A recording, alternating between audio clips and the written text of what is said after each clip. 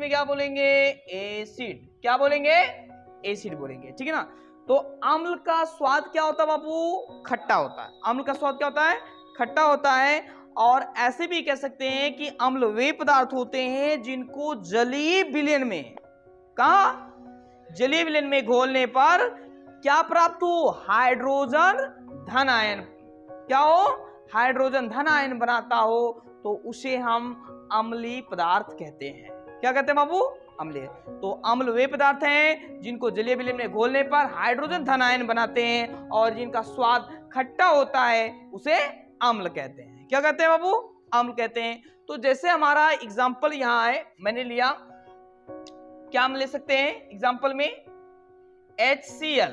क्या ले ले, HCl।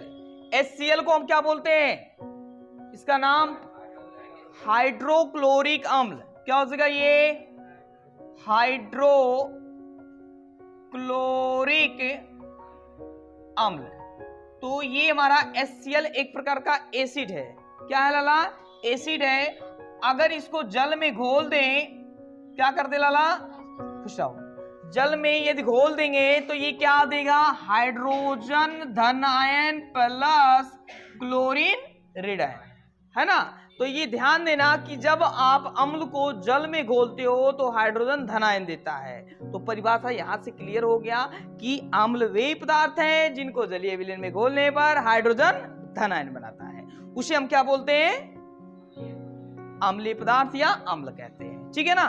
ये हमारा हो गया नंबर। दूसरा एग्जांपल अगर ले ले हम, जैसे H2SO4 ले ले। क्या ले ले बाबू, H2SO4। अगर H2SO4 को हमने क्या किया, जल में जलीय विलयन में घोल दिया, जलीय विलयन में क्या कर दिया, घोल दिया, तो ये क्या प्राप्त होगा हमको, हाइड्रोजन धन आयन प्लस SO4 पे रेड आयन होगा। क्या होगा, रेड आयन। अब इसको बैलेंस करें, हाइड्रोजन 2 है तो यहाँ 2 से क्या करेंगे, मल्टीप्लाई कर देंगे। तो यह एक कंडीशन और है जो हम लोग पहले वाले चैप्टर में पढ़ा था। ये किसका प्रतीक है, उत्क्रमणीय अपक्रिया। कौन सा, उत्क्रमणीय। मतलब हाइड्रोक्लोरिक अम्ल को अगर जल में घोलोगे तो हाइड्रोजन और क्लोरीन प्राप्त होगा, और इन दोनों का रिएक्शन जब करा दोगे तो क्या प्राप्त हो जाएगा, हाइड्रोक्लोरिक अम्ल। मतलब अग्र और पश्च दोनों दिशाओं में होती है, लेकिन हमको उससे मतलब नहीं है, हम पिछले वाले चैप्टर में सीख चुके हैं हम लोग।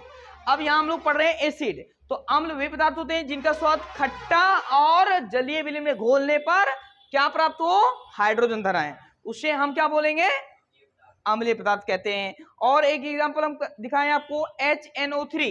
क्या बाबू, HNO3। अगर आपने इसको घोल दिया तो क्या प्राप्त हो जाएगा, हाइड्रोजन प्लस NO2, ठीक है, NO2, nitrogen dioxide, nitrogen dioxide.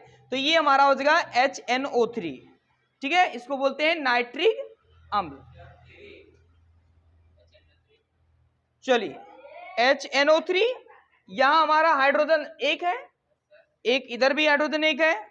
अब यहां ऑक्सीजन कितने हैं, 3 परमाणु यहां है। कितने हैं, 3 परमाणु। यहां कितने हैं, 2 परमाणु हैं।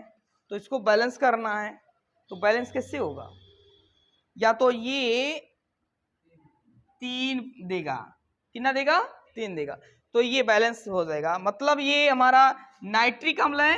क्या है, नाइट्रिक अम्ल को अगर जलीय विलयन में घोलोगे तो हाइड्रोजन धन आयन और ये nitrogen try oxide, nitrogen try oxide, देखो नाइट्रोजन ट्राई ऑक्साइड प्राप्त होगा। समझ में ना, हाँ। तो ये हमारा अम्ल का हो गया, समझ में रहा। हाँ, इसमें माइनस तो होगा, ये तो माइनस रहेगा ये, ठीक है ना, हाँ।